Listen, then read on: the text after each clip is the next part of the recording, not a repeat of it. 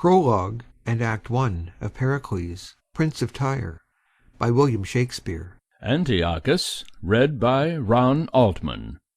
Bawd, Dionysa, Martial, Third Fisherman, read by Elizabeth Klett. Bolt, Pandar's Servant, read by Denny Sayers. Cerimon, a Lord of Ephesus, read by Timothy Ferguson. Cleon, read by Amy Graymore. Daughter of Antiochus, read by Calinda. Diana, read by Jean Bascom. Escanes, First Knight, First Lord, read by Todd. Lysimachus, First Fisherman, read by Leonard Wilson. First Gentleman, First Pirate, Lord, Panda, Simonides, Tyrian Sailor, read by Algie Pug. First Sailor, read by Tom Crawford. Servant, First Servant, Messenger, read by Abai. A Knight, Gower. Second Pirate, Philemon, read by Martin Geeson. Helicanus, read by Rick F. Leonin, Servant to Dionysa, read by Christine. Lycorida, read by Sudone Vox. Marina, read by Ariel Lipshaw. Pericles, Prince of Tyre, read by Delmar H. Dolbeer. Second Fisherman, recorded by Chuck Williamson. Second Gentleman, Second Sailor, Third Knight, Third Lord, read by Nolan Fout. Second Lord, Second Knight, performed by Liberty Stump. Thaisa, read by Grace Garrett. Thaliard, a Lord of Antioch, read by Max Scherlinger. Third Pirate, read by Lucy Perry. Narration, read by David Lawrence. Prologue. Enter Gower. To sing a song that old was sung, from ashes ancient Gower is come, assuming man's infirmities to glad your ear and please your eyes. It hath been sung at festivals, on ember eves and holy ales, and lords and ladies in their lives have read it for restoratives, the purchases to make men glorious, et bonum quo antiquius eo melius. If you, born in these latter times, when wit's more ripe, accept my rhymes, and that to hear an old man sing may to your wishes pleasure bring, I life would wish, and that I might waste it for you, like taper light. This Antioch, then, Antiochus the Great built up, this city, for his chiefest seat, the fairest in all Syria. I tell you what mine authors say. This king unto him took a fair, who died and left a female heir, so buxom, blithe, and full of face, as heaven had lent her all his grace, with whom the father liking took, and her to incest did provoke. Bad child, worse father, to entice his own to evil should be done by none. But custom, what they did begin, was with long use account no sin. The beauty of this sinful dame made many princes thither frame, to seek her as a bedfellow, in marriage pleasures playfellow. Which to prevent he made a law, to keep her still, and men in awe, that whoso asked her for his wife, his riddle told not, lost his life. So for her many a wight did die, as yon grim looks do testify. What now ensues, to the judgment of your eye I give, my cause who best can justify.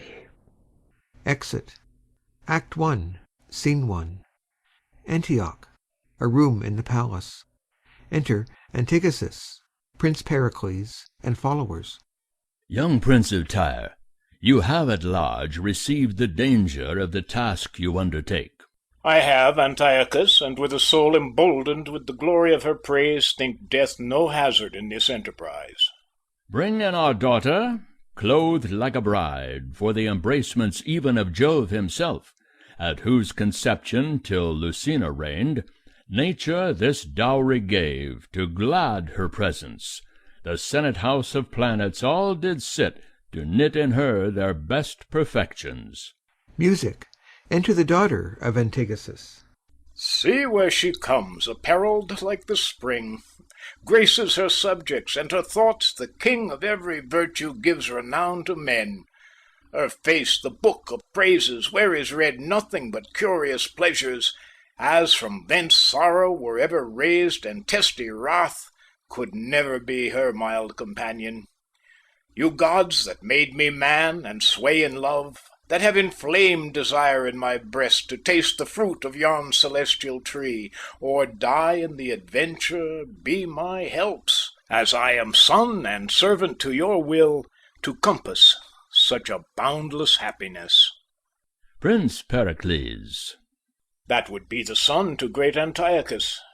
Before thee stands this fair Hesperides, with golden fruit, but dangerous to be touched. For death-like dragons here affright thee hard. Her face, like heaven, enticeth thee to view her countless glory, which desert must gain, and which without desert, because thine eye presumes to reach, all thy whole heap must die.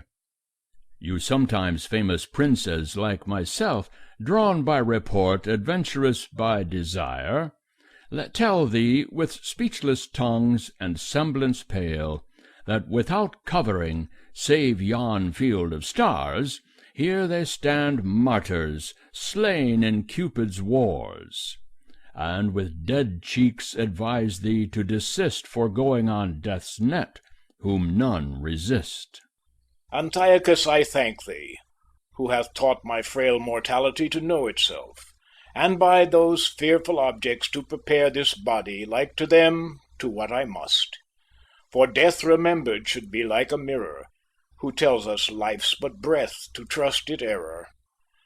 I'll make my will then, and as sick men do, who know the world, see heaven, but feeling woe, gripe not at earthly joys, as erst they did, so I bequeath a happy peace to you, and all good men, as every prince should do. My riches to the earth from whence they came, but my unspotted fire of love to you. To the daughter of Antigesis. Thus ready for the way of life or death, I wait the sharpest blow, Antiochus. Scorning advice, read the conclusion then, which read, and not expounded, 'tis decreed, as these before thee thou thyself shalt bleed. Of all said yet, mayst thou prove prosperous. Of all said yet, I wish thee happiness. Like a bold champion I assume the lists, nor ask advice of any other thought but faithfulness and courage. He reads the riddle. I am no viper, yet I feed on mother's flesh which did me breed. I sought a husband, in which labour I found that kindness in a father. He's father, son, and husband mild, I mother, wife, and yet his child. How they may be, and yet in two, as you will live, resolve it you. Sharp physic is the last. But, oh, you powers that give heaven countless eyes to view men's acts, why cloud they not their sights perpetually, if this be true, which makes me pale to read it? Fair glass of light, I loved you, and could still. Takes hold of the hand of the daughter of Antigesis. Were not this glorious casket stored with ill, but I must tell you, now my thoughts revolt, for he's no man on whom perfections wait, that knowing sin within will touch the gate. You are a fair viol, and your sense the strings, who fingered to make man his lawful music, would draw heaven down, and all the gods to hearken. But being played upon before your time, Hell only danceth at so harsh a chime. Good sooth, I care not for you. Prince Pericles, touch not upon thy life, for that's an article within our law, as dangerous as the rest. Your time's expired. Either expound now, or receive your sentence. Great king, few love to hear the sins they love to act. 'Twould braid yourself too near for me to tell it. Who has a book of all that monarchs do, he's more secure to keep it shut than shown. For vice repeated is like the wandering wind, blows dust in others' eyes to spread itself. And yet the end of all is bought thus dear. The breath is gone, and the sore eyes see clear. To stop the air would hurt them. The blind mole casts copped hills toward heaven, to tell the earth is thronged by man's oppression, and the poor worm doth die for it. Kings are earth's gods, in vice their laws their will. And if Jove stray, who dares say Jove doth ill? It is enough you know, and it is fit, what being more known grows worse, to smother it. All love the womb that their first being bred, then give my tongue like leave to love my head. Aside. Heaven that I had thy head! He has found the meaning, but I will glose with him. Young Prince of Tyre, though by the tenor of our strict edict your exposition misinterpreting we might proceed to cancel of your days, yet hope, succeeding from so fair a tree as your fair self, doth tune us otherwise. 40 days longer we do respite you. If by which time our secret be undone, this mercy shows we'll joy in such a son. And until then your entertain shall be as doth befit our honour and your worth. Exeunt all but Pericles. How courtesy would seem to cover sin, when what is done is like a hypocrite, the which is good in nothing but in sight. If it be true that I interpret false, then were it certain you were not so bad as with foul incest to abuse your soul. Where now you're both a father and a son, by your untimely claspings with your child, which pleasure fits an husband, not a father, and she an eater of her mother's flesh by the defiling of her parents' bed, and both like serpents are, who though they feed on sweetest flowers, yet they poison breed. Antioch, farewell, for wisdom sees those men blush not in actions blacker than the night, will shun no course to keep them from the light. One sin, I know, another doth provoke, murder's as near to lust as flame to smoke. Poison and treason are the hands of sin, aye, and the targets to put off the shame. Then, lest my lie be cropped to keep you clear, by flight I'll shun the danger which I fear. Exit. Re-enter Antigesis. He hath found the meaning, for which we mean to have his head. He must not live to trumpet forth my infamy, nor tell the world Antiochus doth sin in such a loathed manner. And therefore instantly this prince must die, for by his fall my honour must keep high. Who attends us there? Enter Thaliard. Doth your highness call?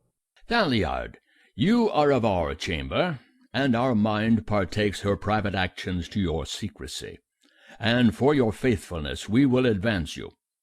Thaliard, behold, here's poison, and here's gold. We hate the Prince of Tyre, and thou must kill him. It fits thee not to ask the reason why, because we bid it. Say, is it done? My lord, 'tis done. Enough. Enter a messenger. Let your breath cool yourself, telling your haste.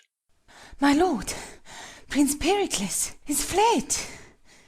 Exit.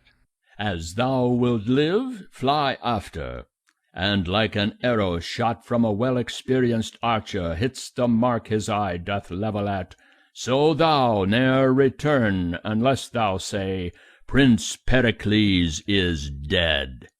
My lord, if I can get him within my pistol's length, I'll make him sure enough. So, farewell to your highness. Thaliard, adieu. Exit Thaliard. Till Pericles be dead, my heart can lend no succour to my head. Exit. Scene 2. Tyre, a room in the palace. Enter Pericles. Two lords without. Let none disturb us. Why should this change of thoughts, the sad companion, dull-eyed melancholy, be my so used a guest as not an hour in the day's glorious walk, or peaceful night, the tomb where grief should sleep, can breed me quiet? Here pleasures court mine eyes, and mine eyes shun them, and danger, which I feared, is at Antioch, whose aim seems far too short to hit me here.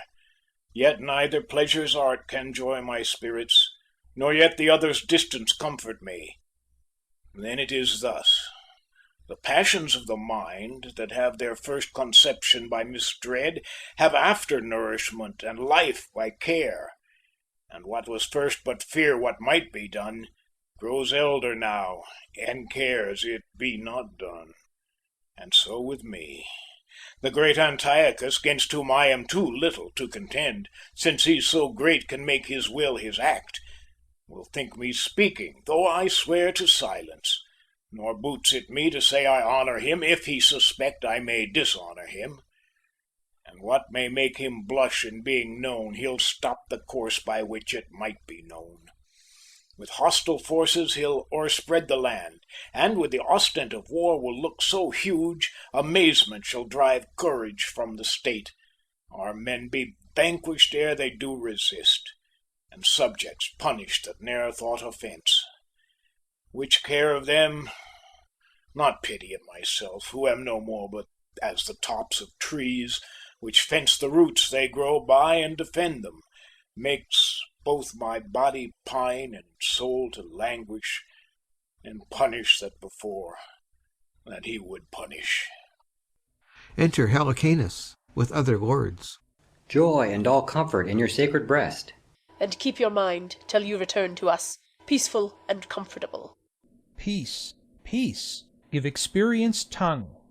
They do abuse the king that flatter him, for flattery is the bellows blows up sin, the thing which is flattered, but a spark, to which that blast gives heat and stronger glowing. Whereas reproof, obedient and in order, fits kings, as they are men, for they may err. When Signor Sooth here does proclaim a peace, he flatters you, makes war upon your life. Prince, pardon me, or strike me, if you please. I cannot be much lower than my knees. All leave us else. But let your cares o'erlook what shipping and what ladings in our haven, and then return to us. Exeunt lords. Helicanus, thou hast moved us. What seest thou in our looks? An angry brow, dread lord. If there be such a dart in princes' frowns, how durst thy tongue move anger to our face? How dare the plants look up to heaven, from whence they have their nourishment? Thou knowest I have power to take thy life from thee. Kneeling. I have ground the axe myself. You do but strike the blow. Rise, prithee, rise. Sit down. Thou art no flatterer. I thank thee for it, and heaven forbid that kings should let their ears hear their faults hid. Fit counsellor and servant for a prince, who by thy wisdom makest a prince thy servant. What wouldst thou have me do? To bear with patience such griefs as you yourself do lay upon yourself. Thou speakst like a physician, Helicanus, that ministerest a potion unto me, that thou wouldst tremble to receive thyself. Attend me then.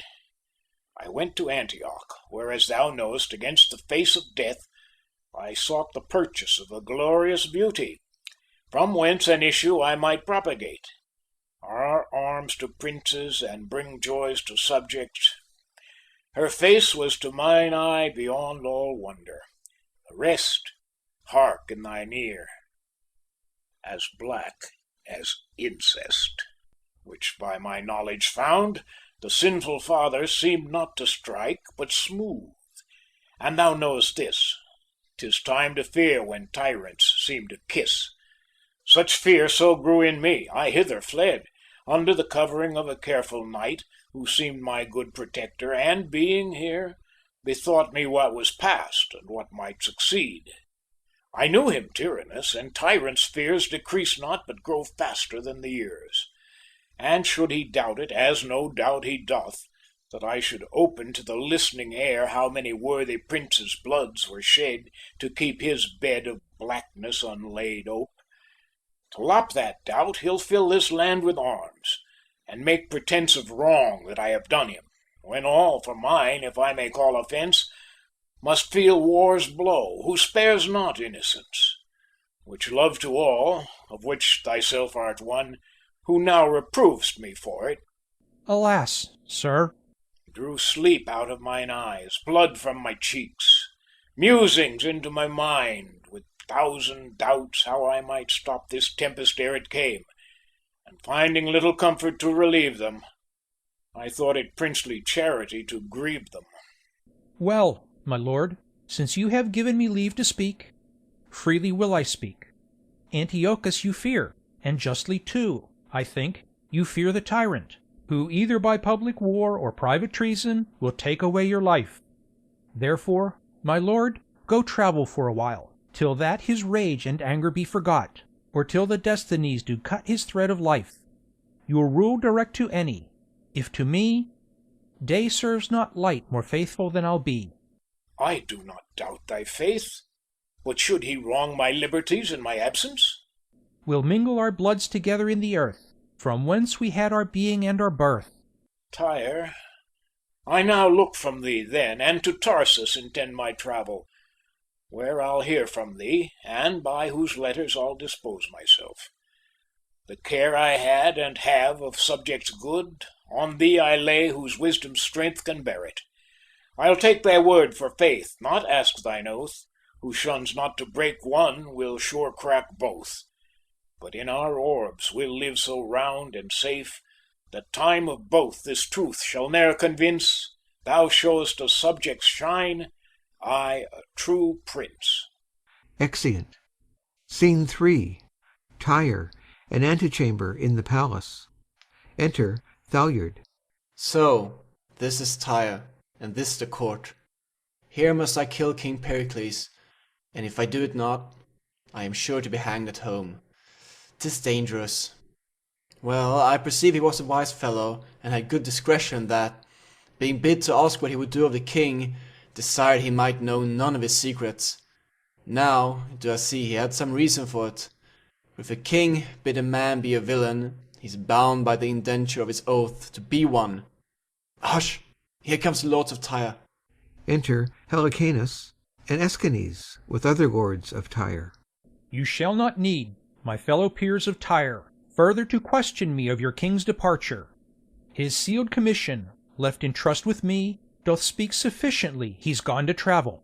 Aside. How? The king gone? If further yet you will be satisfied, why, as it were unlicensed of your loves, he would depart. I'll give some light unto you. Being at Antioch. Aside. What? From Antioch? Royal Antiochus, on what cause I know not, took some displeasure at him, at least he judged so, and doubting lest that he had erred or sinned, to show his sorrow, he'll correct himself, so puts himself into the shipman's toil, with whom each minute threatens life or death. Aside. Well, I perceive I shall not be hanged now, although I would. But since he's gone, the king's cease must please. He escaped the land, to perish at the sea. I'll present myself. Peace to the lords of Tyre. Lord Thalyard from Antiochus is welcome. From him I come, with message unto princely Pericles. But since my landing I have understood your lord has betook himself to unknown travels. My message must return from whence it came. We have no reason to desire it, commended to our master, not to us. Yet, ere you shall depart, this we desire, as friends to Antioch, we may feast in Tyre. Exeunt. Scene 4. Tarsus, a room in the governor's house. Enter Cleon, the governor of Tarsus, with Dionysa and others. My Dionysa, shall we rest here, and by relating tales of others' griefs, see if 'twill teach us to forget our own? That were to blow at fire in hope to quench it. For who digs hills because they do aspire, throws down one mountain to cast up a higher. My distressed lord, even such our griefs are. Here they're but felt and seen with mischief's eyes, but like to groves being topped, they higher rise. O Dionysa, who wanteth food and will not say he wants it, or can conceal his hunger till he famish? Our tongues and sorrows do sound deep our woes into the air, our eyes do weep, till tongues fetch breath that may proclaim them louder, that if heaven slumber while their creatures want, they may awake their helps to comfort them. I'll then discourse our woes, felt several years, and wanting breath to speak, help me with tears. I'll do my best, sir. This Tarsus, o'er which I have the government, a city on whom plenty held full hand, for riches strewed herself even in the streets, whose towers bore heads so high they kissed the clouds, and strangers ne'er beheld but wondered at, whose men and dames so jetted and adorned, like one another's glass to trim them by. Their tables were stored full, to glad the sight, and not so much to feed on as delight. All poverty was scorned, and pride so great, the name of help grew odious to repeat. Oh, 'tis too true. But see what heaven can do. By this our change these mouths, who but of late earth, sea, and air, were all too little to content and please, although they gave their creatures in abundance, as houses are defiled for want of use, they are now starved for want of exercise. Those palates, who not yet 2 summers younger, must have inventions to delight the taste, would now be glad of bread, and beg for it. Those mothers who, to nuzzle up their babes, thought not too curious, are ready now to eat those little darlings whom they loved. So sharp are hunger's teeth, that man and wife draw lots who first shall die to lengthen life. Here stands a lord, and there a lady weeping. Here many sink, yet those which see them fall have scarce strength left to give them burial. Is not this true? Our cheeks and hollow eyes do witness it.